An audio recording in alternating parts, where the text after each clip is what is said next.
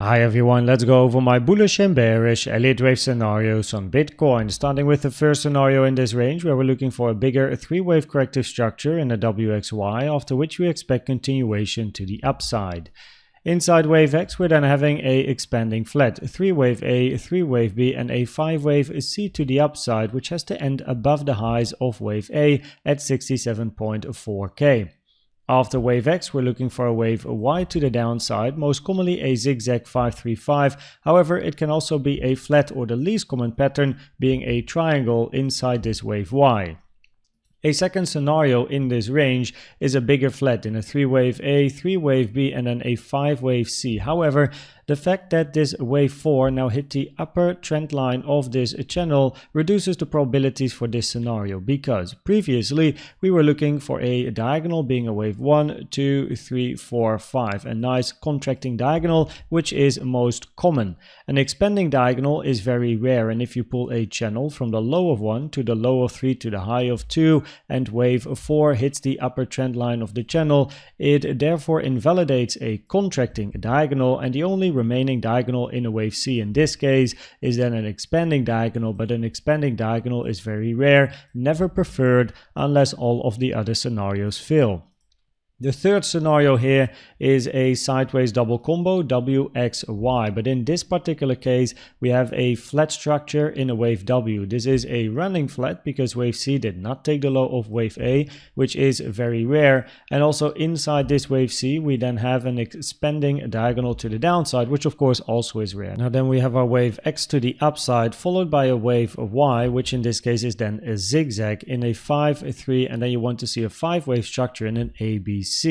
For this wave C to become a 5-wave structure, it has to be a diagonal because of the 3-wave nature of this move down. So this is your wave 1, you then want a 3-wave 2, 3, 4 and 5, ending diagonal, continuation to the upside. Invalidation is price taking the high. What is important, however, is the target area you see on my chart, 0.618 to the 1.618. This is the target area for your wave Y, taken from the start to the end of the W to the high of wave X.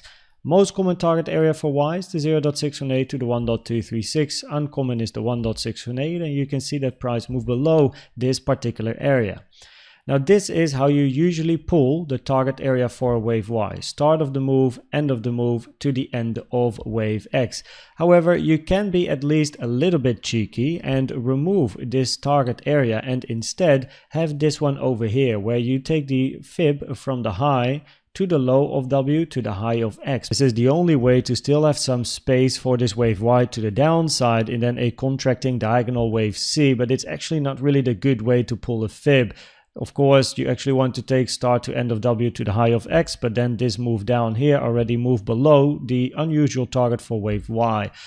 In the guidelines, in a sideways double combo, it at least says that each of the following wave structure has to retrace between 78 and 138%. So meaning wave X retraces between 78 and 138% of W, and then wave Y does the same for this wave X. So there is, of course, still something to say about price moving below this wave W, therefore moving below the unusual target of the 1.618 with the official pull. It remains very unusual though. So if we then move to the final scenario in this range, we have a double zigzag, WXY, zigzag in WX, and then a zigzag in wave Y here. However, wave X moved above the 0.7 Fibonacci, taken from the high to the low of W, significantly reducing the probabilities for this particular scenario. And if we move this wave X to the right, and we also move this wave W to the right over here to have a regular flat W, X, and Y, then wave X is incredibly short in time compared to this wave W. If you would take a fib time from the high here to the low and double click, you will then see that this wave X only hit the 0.1 fib time, which is extremely short, and also wave Y is very short compared to wave W in this case, so that is also not preferred. So if you then go to the 1 hour time frame, then the bearish scenario is a 3-wave structure to the upside, right? That is relevant. If we want to make a diagonal out of this structure, we want to see a 3-wave move in a wave A, B, and then a wave C, where for this wave C, you definitely want to end it quite soon, preferably in this case then with some sort of an ending diagonal, right? 1, 2, 3, 4, and then a wave 5, taking the highs once more, grabbing the liquidity here as well, potentially even moving up to hit that target box, but you definitely want in this wave C for price to move towards the downside sometime soon.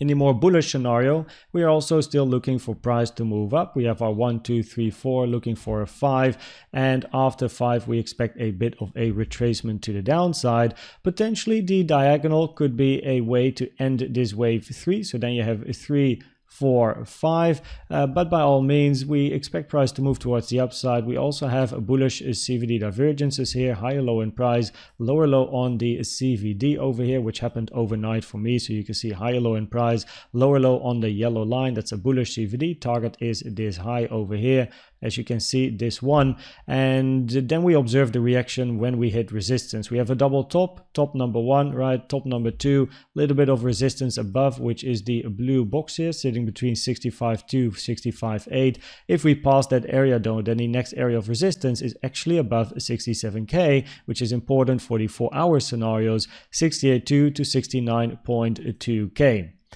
If we then look at the probabilities of the different scenarios, then I have a little bit of a story, as you can see. So on the 4-hour chart, right, all high probability scenarios remain in this range are bullish scenarios. So when we observe this range over here, all of the scenarios that are covered are in the end bullish scenarios. Even if you take the low, you expect price to continue to trend towards the upside, because the very bearish scenario with a 1, 2, 1, 2 and then another 1, 2 is pretty much invalidated locally because of this 3-wave move down and price moving so far towards the upside, invalidating a wave 4.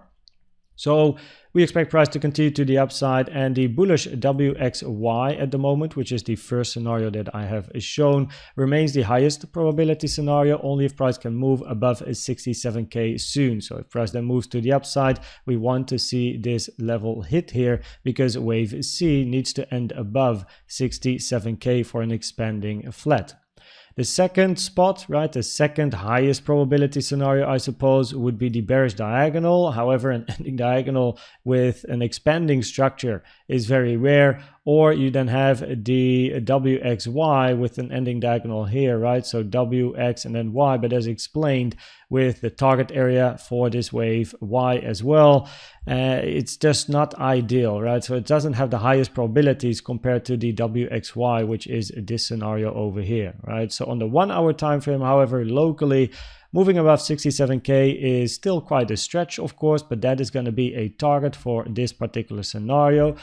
With the bull CVDs in an uptrend here, we do expect price to move towards the upside. You can see that the move is running a little bit out of steam, so we do really want to see impulsive continuation to reach 67k here. 1, 2, 3, sideways 4, and then a wave 5. So we might be in some 4-5 territory, expecting a bit of a retracement somewhere later this week.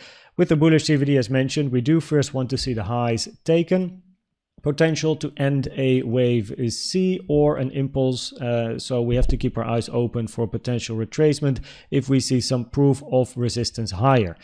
That being said, I hope that this video was helpful or valuable to you. Please check out the most recent educational video I've made about the best trading indicator you can use in my opinion, which is the CVD. And for now, thanks for watching and subscribing, and I'd like to see you at the next one. Bye bye.